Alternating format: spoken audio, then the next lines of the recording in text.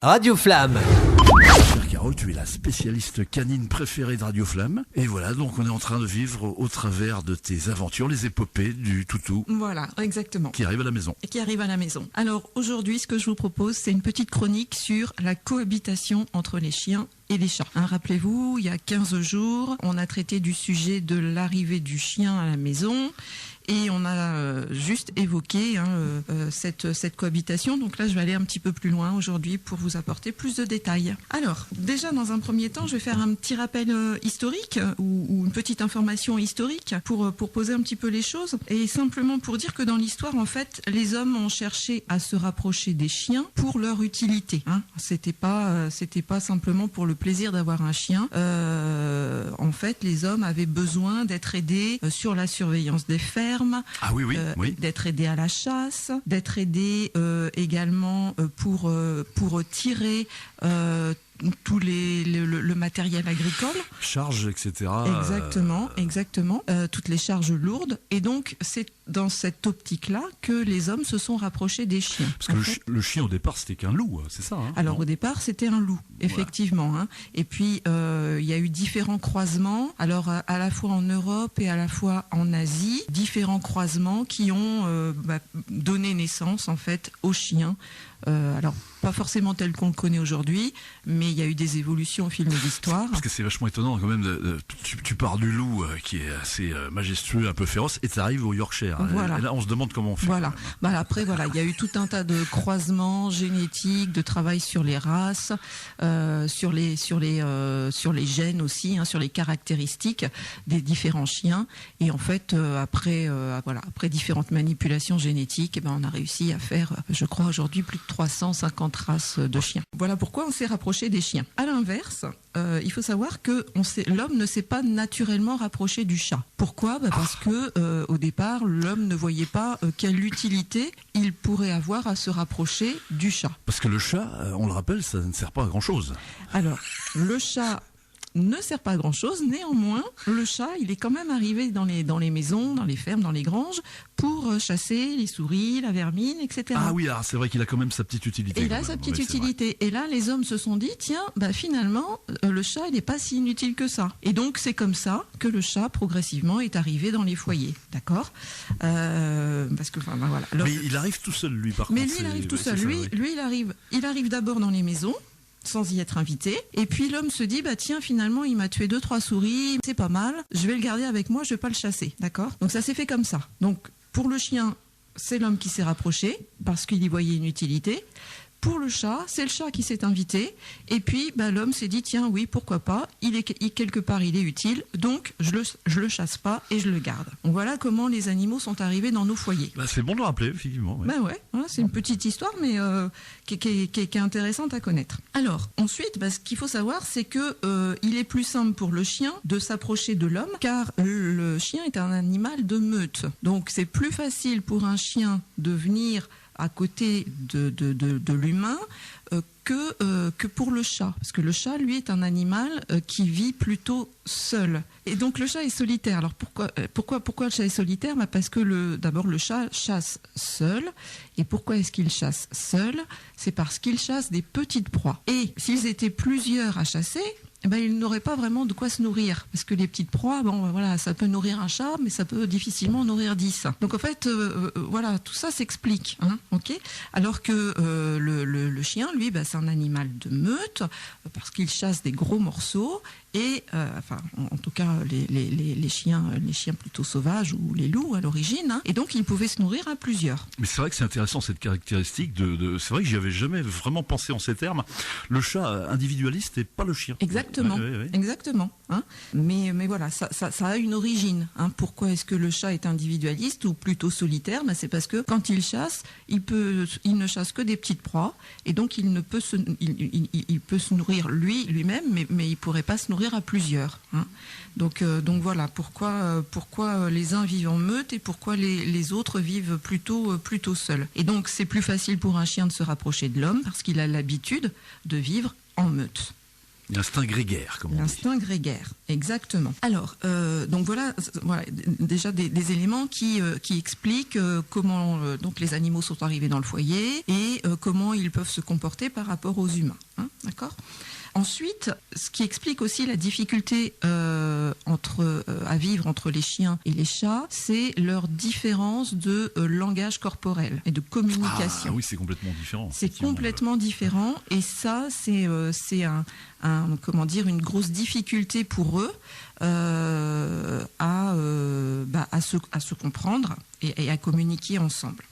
Par exemple, quand un chien remue la queue, en général, c'est plutôt parce qu'il est content.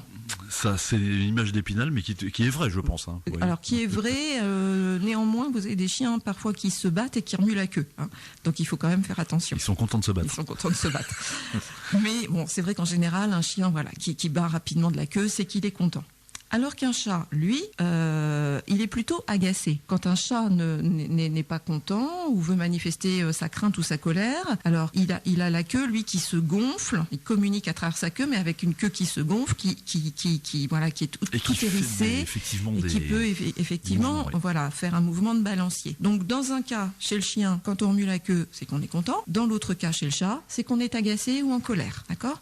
Donc difficile pour eux de se comprendre. Hein. Oui, vous imaginez un chien, un chat face à face. Le chien, lui, remue la queue parce qu'il est content. Et le chat, qu'est-ce qu'il va interpréter ? Il va interpréter quelque chose de négatif. Il va se dire, tiens, le chien, il est agacé, il est craintif, ou il est en colère. Donc, je me mets sur ma réserve et potentiellement, je vais agresser. Et double quiproquo, parce que lui, le chien, pense que le chat est content. Et voilà, exactement. Ah oui, là, ils sont complètement déphasés, là. Donc là, ils sont complètement déphasés. Hein. Donc voilà ce qui peut expliquer aussi pourquoi le chien et le chat n'arrivent pas à s'entendre. Hein, d'accord ? Effectivement, ce que j'ai pas dit aussi, c'est que, mais bon, voilà, tout le monde le sait, hein, mais on est face à deux espèces différentes. D'un côté des canidés, de l'autre côté des félidés, si je ne me trompe pas. C'est des félidés, il me semble. Oui, c'est ça. Et donc deux espèces différentes, deux communications complètement différentes. D'accord ? C'est comme si nous, on rencontrait, je sais pas moi, un Chinois, un Japonais, un Hollandais, hein, on n'arrive pas à se comprendre au départ. Les codes sont Alors même différents, si on est des humains, et bon, donc mon exemple, il n'est pas top parce qu'on fait partie de la même espèce, mais néanmoins, il y a des codes. Voilà, il y a des codes, il y a un langage qui va être différent. Et donc, il va falloir apprendre à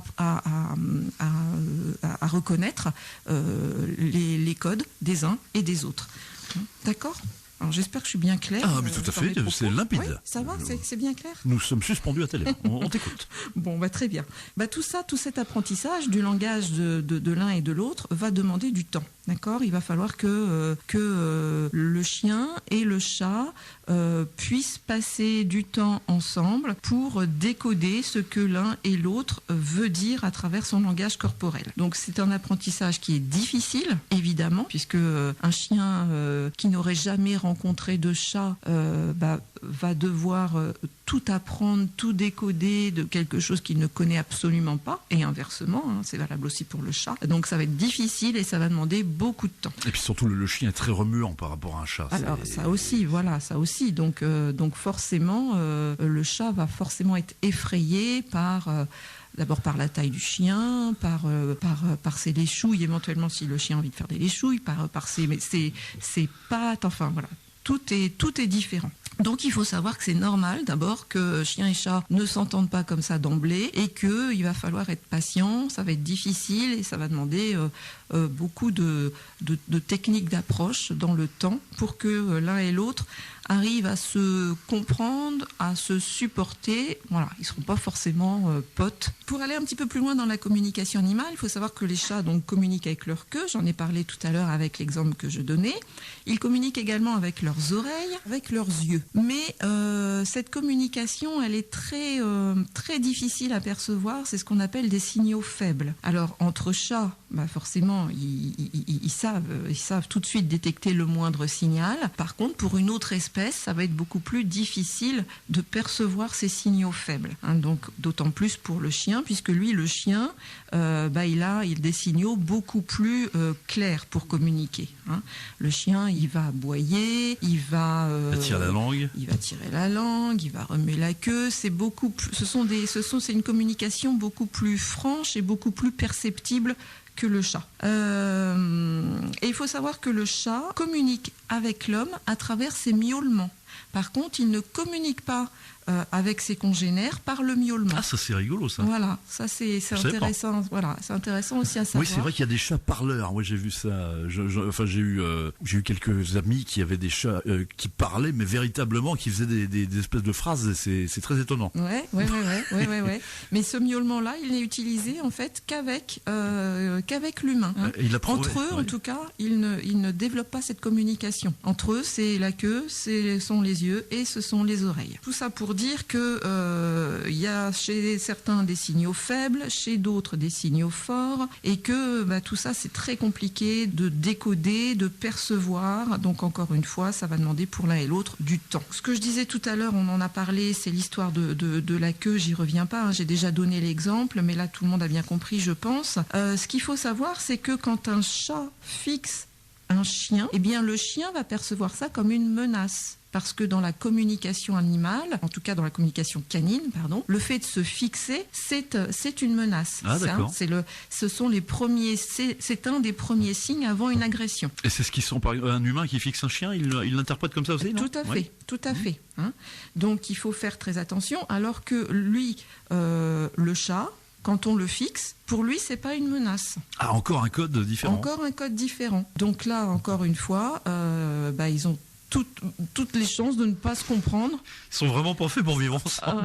Voilà. Ils ont peu de points communs, en tout cas sur la communication, et ça facilite pas les choses. Et puis, on en parlait tout à l'heure, un autre élément qui peut être perturbant, c'est la taille. C'est la taille du chien par rapport au chat. Et il faut savoir que le chat, s'il reçoit une léchouille ou s'il reçoit un coup de patte, ça va être vécu pour lui comme une agression. Ah j'imagine bien le chien genre danois qui... Ouais. Avec un petit chat comme ça. Oui. Voilà. Hein. Donc vous voyez, il y a plein d'explications en fait qui permettent de dire que chien et chat peuvent ne pas s'entendre. C'est parce qu'en fait ils ne se comprennent pas. Tout simplement. Alors, il y a quand même des choses positives, il y a quand même des foyers dans lesquels chiens et chats s'entendent, heureusement. Il n'y a pas de souris, il n'y a pas de cambrioleur. Voilà, exactement. Donc là, ils peuvent vivre ensemble, mais ils ont besoin de temps pour apprendre leur langage respectif et se comprendre. Donc en fait, plus ils vont être attentifs l'un envers l'autre, et plus ils vont pouvoir passer du temps ensemble, et plus ils vont pouvoir se découvrir et apprendre à se connaître. Donc en fait, quand on a un chien et un chat à la maison, l'idée n'est pas de les séparer, évidemment, parce que dans ce cas-là, à aucun moment ils vont pouvoir s'observer, apprendre à décoder ce que l'un ou l'autre veut dire, et c'est le meilleur moyen en fait pour que jamais ils ne puissent être ensemble. Hein. Donc dans la mesure du possible, faire en sorte qu'ils soient dans la même pièce, tout en permettant au chat de se positionner plutôt en hauteur parce qu'ils aiment bien, ils sont en sécurité, et là ils vont avoir la possibilité d'observer le chien. Mais ce qui peut, en général, même s'ils se cachent, en tout cas s'ils sont dans la même pièce, ils vont observer, et ça c'est important. Hein, c'est important pour qu'ils puissent apprendre à décoder ce que le chien veut dire. Alors, le plus simple quand même pour que chien et chat puissent vivre ensemble, c'est de les habituer à vivre ensemble dès le plus jeune âge, quand c'est possible. Quand c'est possible, effectivement. Voilà, quand c'est possible. Parce qu'ils grandissent ensemble, ils ne font pas vraiment de différence. Exactement.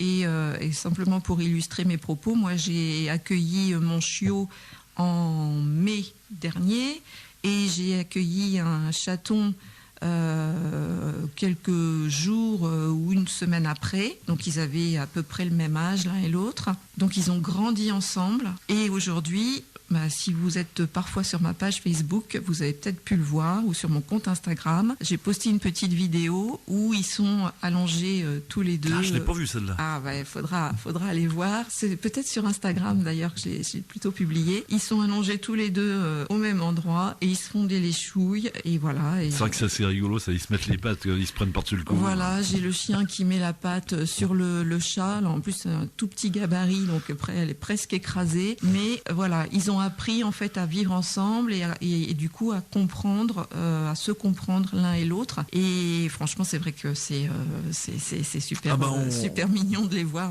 On regarderait ça des heures. Voilà, exactement. Donc bon, voilà, ça c'était ma petite parenthèse perso, mais j'en fais profiter tout le monde. Tu as bien raison. Et alors, si vous avez des animaux qui sont plus âgés, ils peuvent quand même faire connaissance.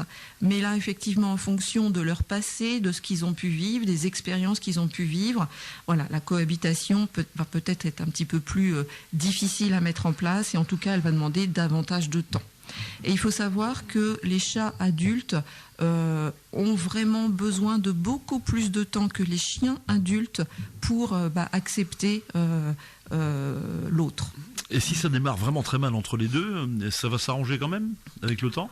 Alors si ça démarre très mal, ça dépend ce qu'on met derrière très mal. Très mal, aboiement, le chat qui va griffer le chien, enfin bon, bonne bagarre quoi. Bonne bagarre, oui, enfin j'ai envie de dire que après selon les chiens, selon les chats, selon leur tempérament, selon les races, voilà, c'est encore les choses pourront peut-être être différentes, mais bon, de toute façon, il est possible effectivement que la première rencontre elle soit un peu houleuse. Et puis progressivement, à force de temps, à force de cohabitation, alors d'abord à des endroits différents de la pièce, le chat en hauteur, le chien au sol, voilà, ils vont apprendre à vivre ensemble. Alors c'est au maître aussi d'agir, et là c'est les petits conseils que je vais donner, donc merci pour la transition, mais c'est aussi au maître d'agir pour faciliter la cohabitation. Donc le maître, lui, il va devoir être équitable entre le chien et le chat, ne pas favoriser l'un plutôt que l'autre. Donc il se met un petit nœud papillon d'arbitre avec une chemise blanche et il fait fight.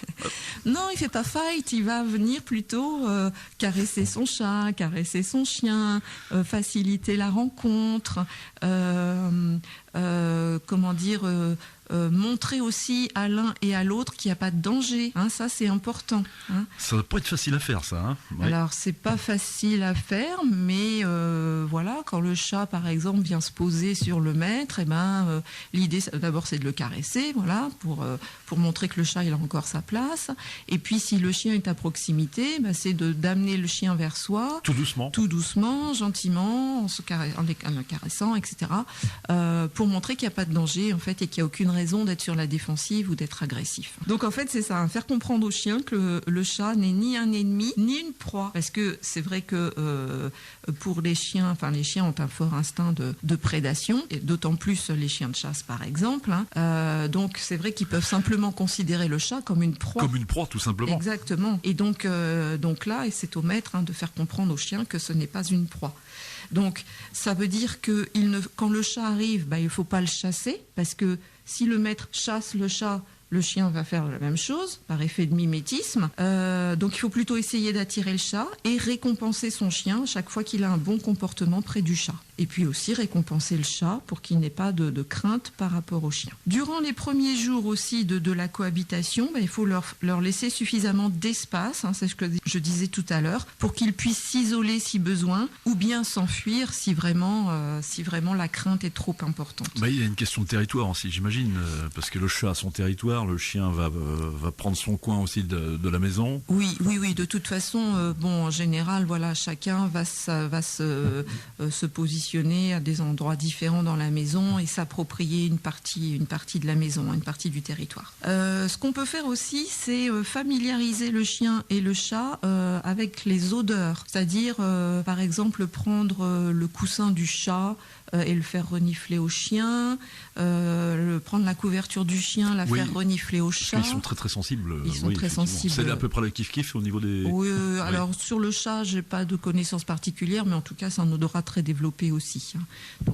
Donc ça permet aussi, peut-être avant l'arrivée de l'un ou l'autre dans la famille, ou en tout cas sur les premiers jours, ça leur permet déjà de découvrir les odeurs et de se dire, tiens, il y a un pote là qui va arriver, ou bon, ok, il va faire partie de la maison, il va falloir que je m'y habitue. Alors, ce qu'on peut faire aussi, c'est que la première approche peut se faire en laisse.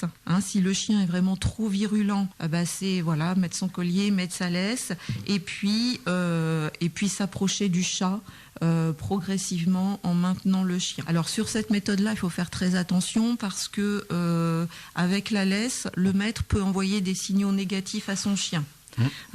Des signaux de menace là qui vont du coup renforcer l'agressivité du chien. Donc là, il faut faire attention à la façon dont on tient sa laisse. Et même pour le chat, de voir un chien vociférant tenu en laisse, ça peut être mal interprété aussi. Ça peut l'effrayer en tout cas. Voilà. Donc il faut faire attention à ça.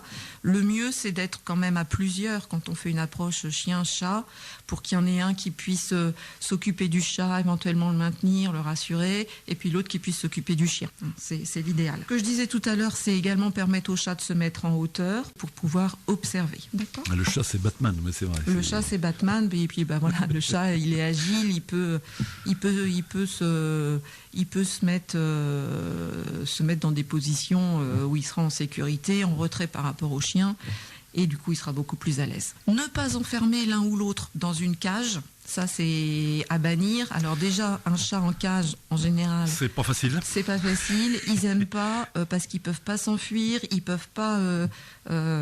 souvent, la fuite chez le chat, c'est le moyen de se préserver et de se mettre en sécurité. On sait bien que quand un chat a peur, souvent, il s'enfuit.